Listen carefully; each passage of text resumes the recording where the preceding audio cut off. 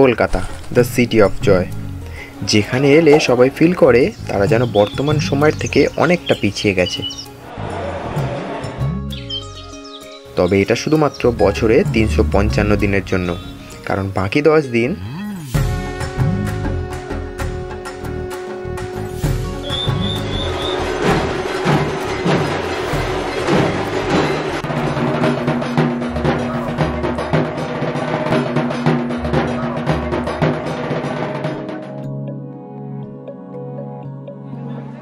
দুর্গাপুজোর শুরু এবং শেষটা একই জায়গা থেকে হয়, গঙ্গা।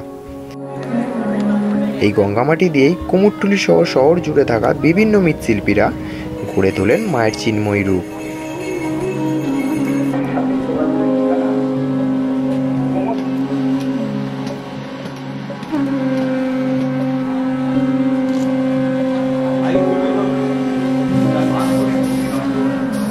এই দেবী মূর্তিগুলির চক্ষুদান করা হয় মহালয়ার দিনেই।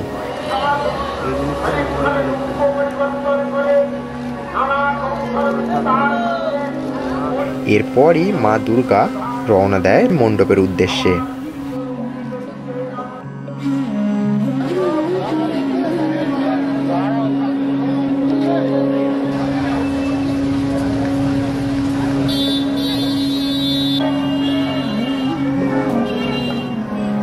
শুরু হয়ে যায় আনন্দ উৎসব।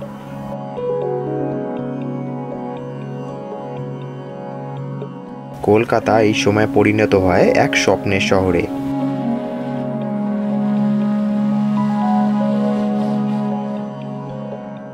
তার সাথে এখানকার বিভিন্ন থিমের বিভিন্ন প্যান্ডেল।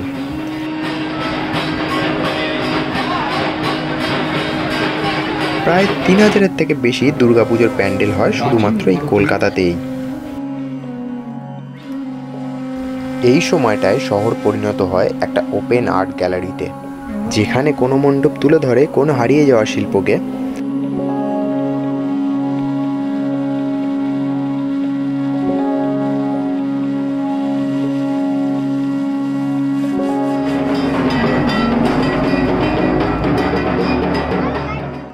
আবার কোনো মণ্ডপ তাদের শিল্পের মাধ্যমে দেয় সমাজ সচেতনতামূলক বার্তা। ভারতের জনগণ নাগরিক যাহাতে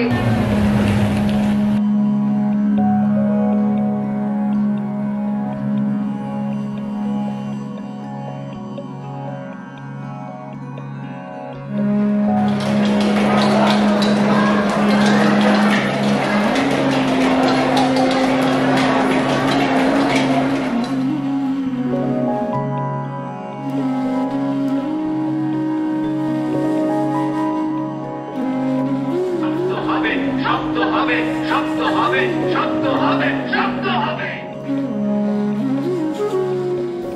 2021 সালে এই দুর্গাপুজো স্বীকৃতি পায় ইউনেস্কো ইনট্যাঞ্জিবল কালচারাল হেরিটেজে। দুর্গাপুজোকে কেন্দ্র করে তৈরি হয় প্রায় 32,000 কোটি টাকার একটা ইন্ডাস্ট্রি, যেখান থেকে ডিরেক্টলি বা ইনডিরেক্টলি প্রায় 5 কোটির বেশি মানুষ ইনকাম করার সুযোগ পায়।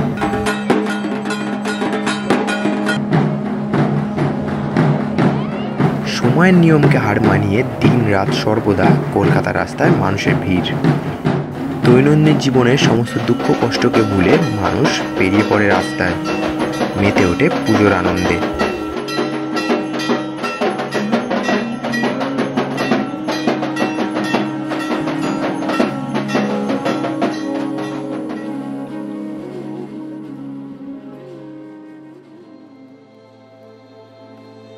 দশ দিনের আনন্দ উৎসবের পর এবার মার ফিরে যাওয়ার পালা। আবারও মা আসবে সামনের বছর সুসজ্জিত হয়ে, আমাদের প্রতিদিনের জীবনের দুঃখ কষ্টকে ভুলিয়ে 5 দিনের আনন্দে মাতিয়ে তুলতে। গঙ্গার মাটি দিয়ে তৈরি হওয়া প্রতিমা আবারও মিলিয়ে যায় গঙ্গাতেই। এটাই সময়ের নিয়ম। এখন থেকে মার কোনো একটি মূর্তিতে নয়, তিনিই প্রকৃতি, তিনিই সর্বদা।